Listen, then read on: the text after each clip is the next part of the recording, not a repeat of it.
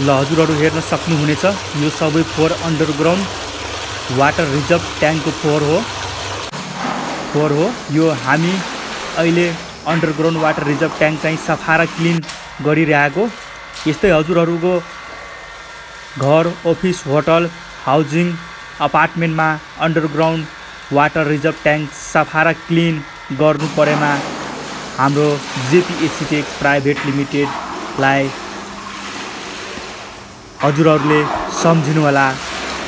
हाम्रो कम्पनीबाट काम सफा, राम्रो, चिटिक्क भरपर्दो हुनेछ।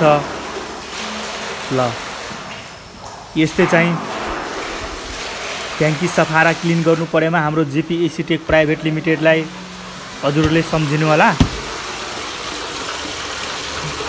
उहाँ म्यामले पनि हाम्रो चाहिँ जेपी एसीटेक प्राइभेट लिमिटेड टिकटक चाहिँ हेर्नुभयो, जेपी एसीटेक प्राइभेट लिमिटेडको टिकटक। अनि त्यसपछि उहाँ चाहिँ हिजो बुक गर्नुभयो।